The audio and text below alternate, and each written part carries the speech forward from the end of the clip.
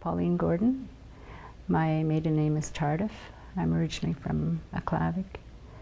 I was in residential school here in Inuvik from the age of 6 to the age of 12, and then I went to Grandin College in Fort Smith from 12 to 15, and then back here for senior high at Grollier Hall from the age of 15, 16, and 17. I don't remember much about the school. I have a lot of things that I really don't remember. I just know that in the morning when we woke up, that the nun just woke us up by saying a prayer, and we had to kneel down and say a prayer, or if not, we were woken up to go to church if it was during Lent. We had charges that we were responsible for, so if you were older, you would have somebody that was younger that you'd have to be responsible for. I don't remember who was responsible for me when I went there at the age of 6, but I remember who I was responsible for. It was Christine Banksland from Holman. I remember very little of the school itself, my school days. I remember the routines at the residence, though, that generally we went to breakfasts. We were all lined up either by number or by size. We were never called by our names. I was 143 in junior girls.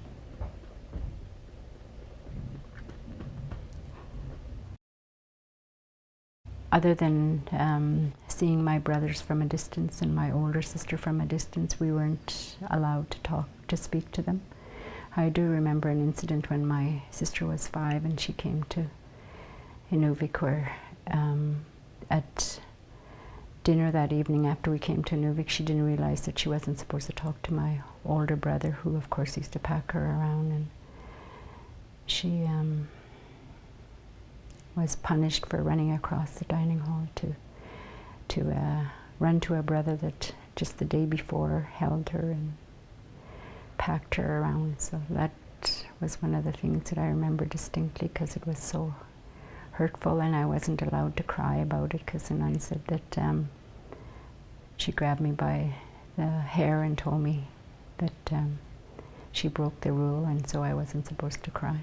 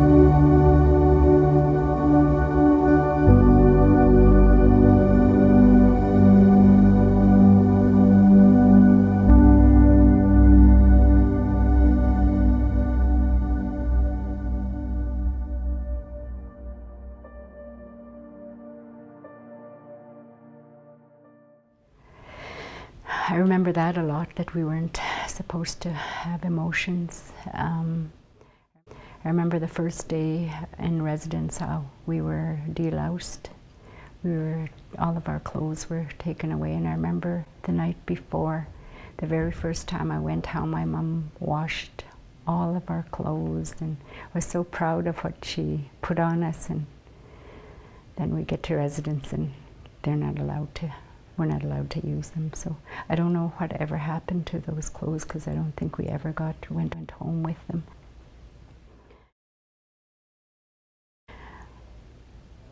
A typical day outside of school meant that even in 40 below, sometimes we would have to be at the skating rink, and how cold it was. And one of the junior girls, former junior girls that I was with, indicated today how she remembered I would put my little sister's take her skates off and put her cold feet in my stomach so she would stop crying because it was so cold, and she was in pain, and I always remember that Sister Belleville's face would be in that window and we could see her, and we would be crying, and kids would be banging on the door because we would be so cold, and she would just stare at us. She would never come down until that hour was over. And I swear to God, that's why my sister has lupus now, because of all those times when we were neglected. Our physical needs were neglected. I remember having to play in the gym, and all of us would be there, and there would be a huge number of us, and I don't think that at any time we played. I think some of us didn't know how to socialize, because everything was so foreign to us. I remember always wishing that I could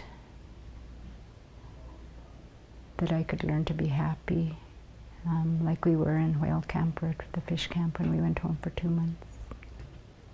I remember always wanting to tell my parents about how things were, but being scared because we were told by the nuns that our parents were pagans and heathens, and they would never understand how lucky we were to be in residence, and that all we would go back to was eating rabbits and whale meat and other things, and not recognizing how significant that those foods were to us as people, telling us every day, almost when we prayed, to pray for our poor parents because they were heathens, despite the fact that my father was a strict Catholic, very much a churchgoer. I still, when we were in whaling camp and fish camp, I remember thinking, well, they must be right because we don't stay in town to go to church.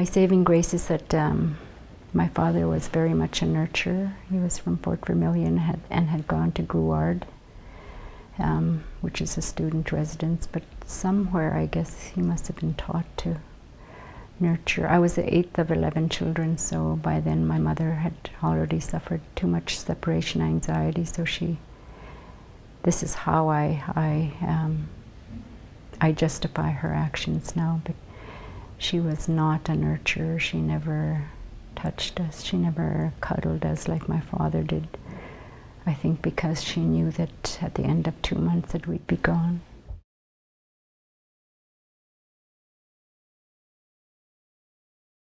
I struggled for years with fall and the changing of colors of the leaves and stuff, and I didn't recognize how significant that was until one year I was asked to do an address to the Grollier Hall students here when we still had just the 10, 11, and 12s here, and I was walking there thinking, how come every fall I have this lonely, lonely feeling?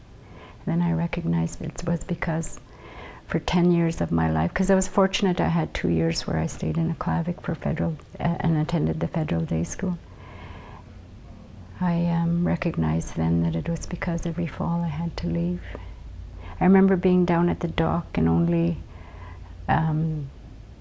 my father coming, and I recognize now it was because my mother couldn't deal with us leaving again.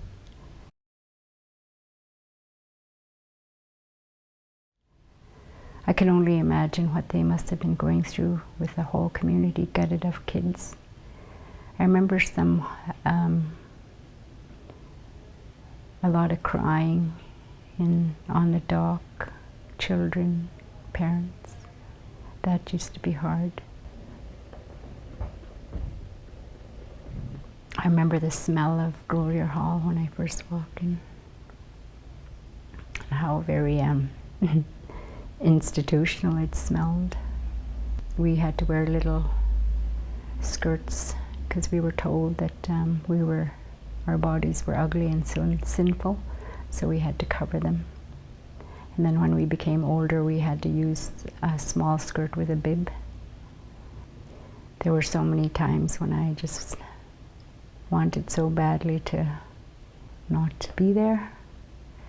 I remember the excitement in the spring, counting down the days to the end of the school year and crying from happiness at seeing the plane that we were going on, and just the joy of knowing we were going to be with our family and that we could talk to our brothers. And I had a hard time for years dealing with my brothers because I had no idea how I was supposed to deal with them if all people of the other gender were bad, because we were asked after we were taught to go to confession that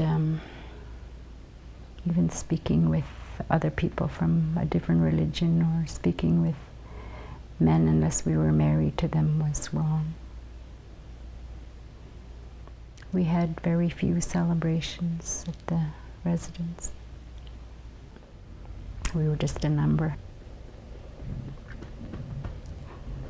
I don't remember the nun ever calling me by my name, ever, ever, ever. I used to wish sometimes that she would at least walk by and just hold my hand or touch my shoulder. That human element wasn't there. We were never treated as human beings. And you know, Bishop Gordo said the other day when he was talking, he said, well, you have to remember that these people volunteered years and years of work. Well, yes, they volunteered, but we didn't volunteer to go there. Our parents didn't volunteer us to be there. They were forced to give us up, otherwise they would either be incarcerated or they would lose their family allowance. I remember one time one of the families, their children weren't down there, and the RCMP was there and yelling out the names, and then the kids were brought down to the dock and they were crying, and I remember thinking, their parents aren't there, but I bet it's because they can't deal with the fact that somebody's actually just pulling them out of their arms.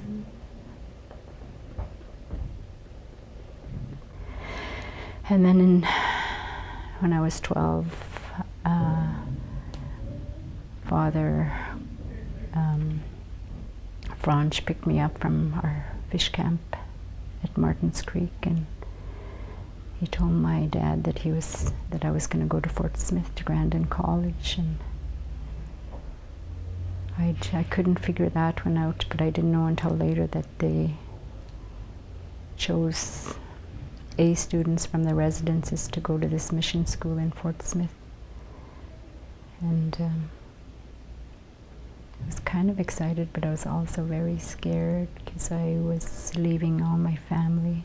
Even though I couldn't talk to Andy and Richard, I could at least see them across the dining room. I was also leaving my little sister. So that was a little difficult. When you're raised in an institution, sometimes all you long for is just some privacy. There's very little privacy when you're raised in an institution. You know, throughout my life, I think some of the things that I struggle with, I've learned that it's all the little things that make it so much easier to bear some of the big anguishes that could have been there and that could have led me on a different path. It would be so much easier if I could just blame and be angry, and I knew how difficult the road was to being a part of an institution that took away a lot of our things, our language, the sense of being, the sense of who we are.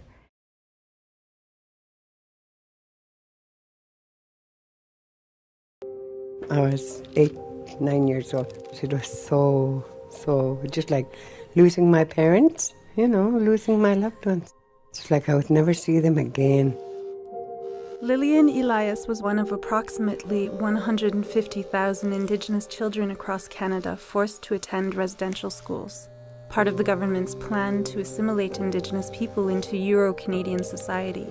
And the first day that I walked in there, I didn't speak a word in English. I didn't even know how to say goodbye or hello or anything. In all her years at school, Lillian rarely heard anyone speak Inuvialuit. You don't dare speak your language.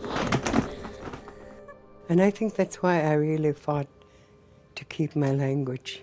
They could take my pride and things like that, but not my language. I got strong. Lillian maintained her language by translating for family members. She became an advocate and teacher. Because of her work, many Inuit youth have grown up knowing who they are and where they come from. I always say that your culture, your language, tradition, you have those three. If you know who you are, if I know who Lillian is, for the rest of my life, I'm going to be feeling good about myself.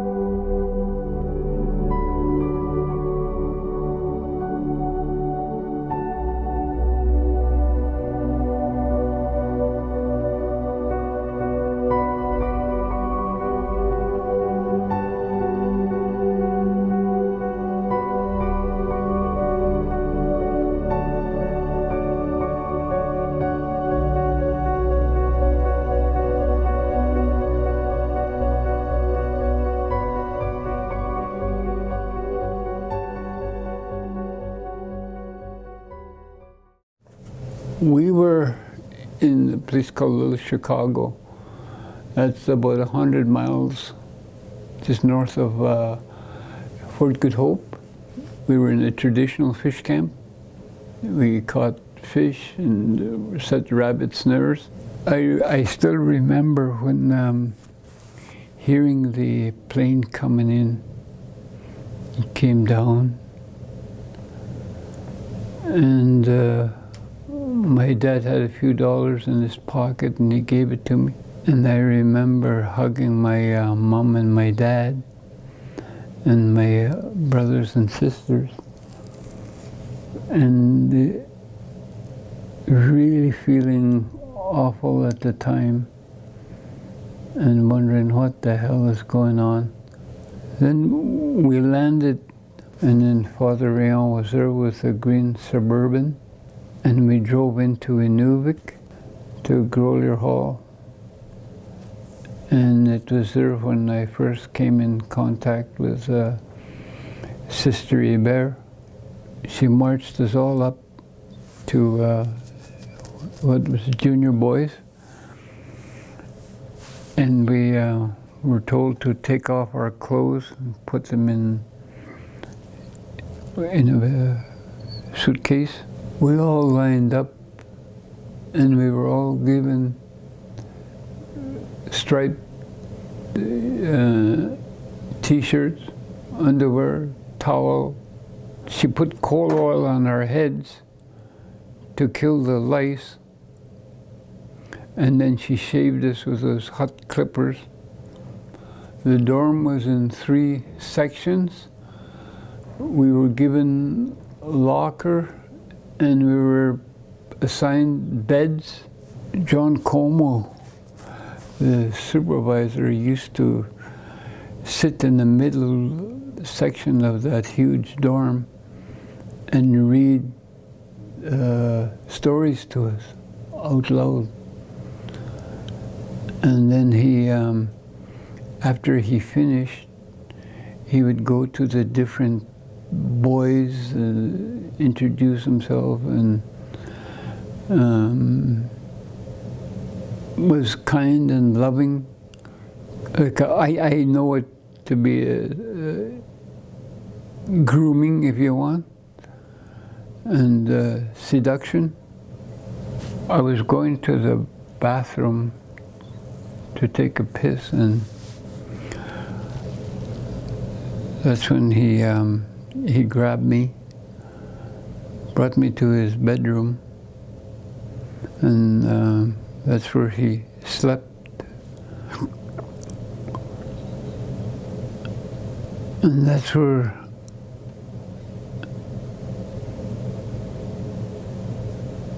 I was sexually assaulted.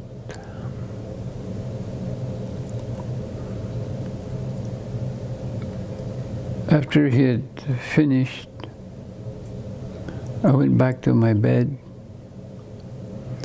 and in the morning, I told Sister Hébert,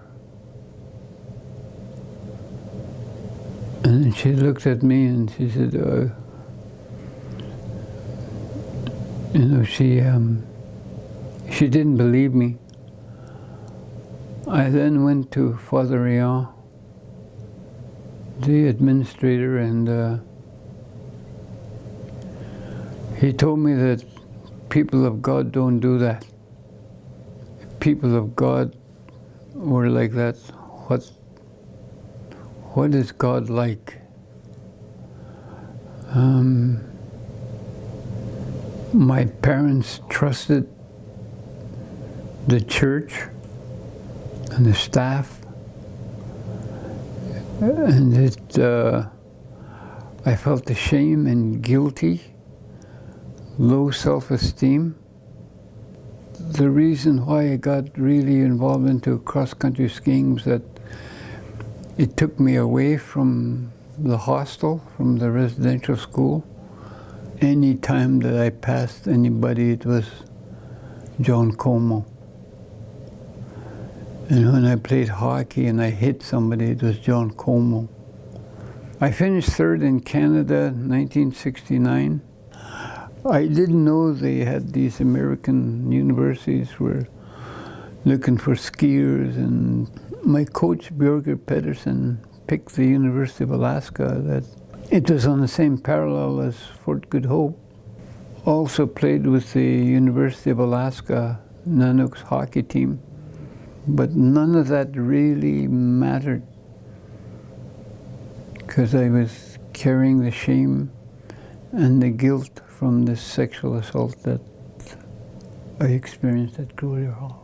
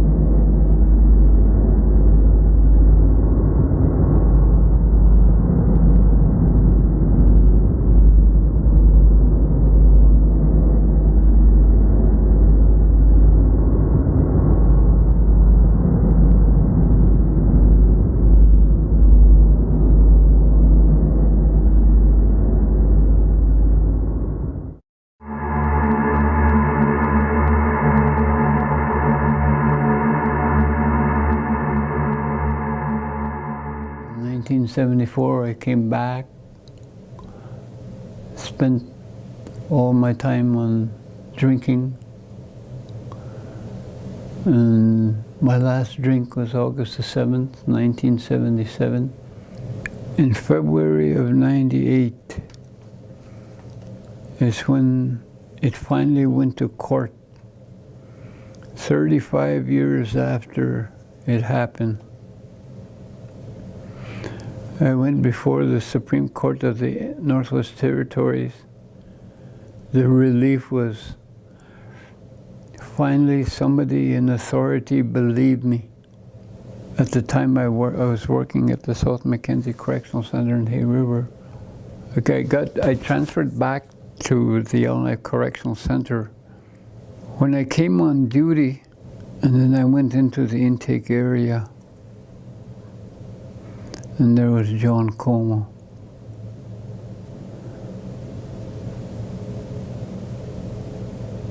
And I looked at him.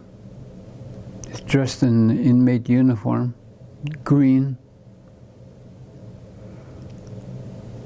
And then I looked at him. He looked at me, he didn't recognize me.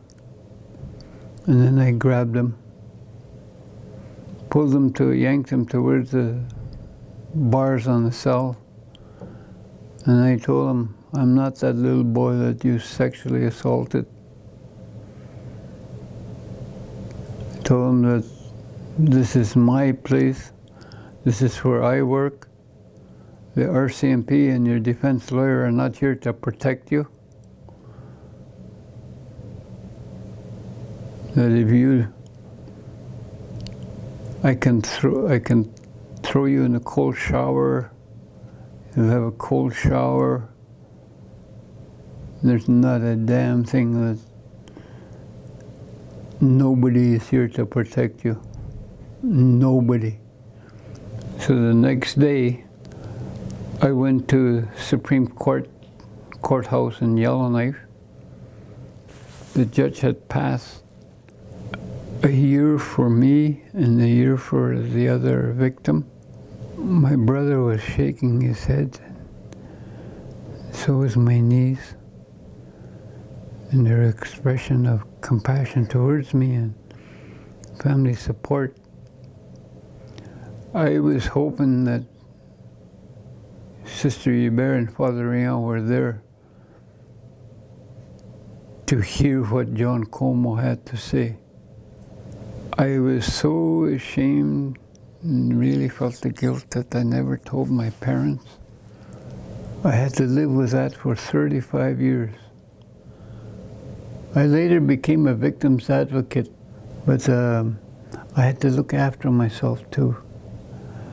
And there were times when they were my priority over my own life.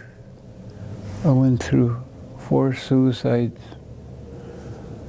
One guy, they were all taking their lives because of the shame and the guilt that they were going through. And some of them are still going through that. And I'm still there for them.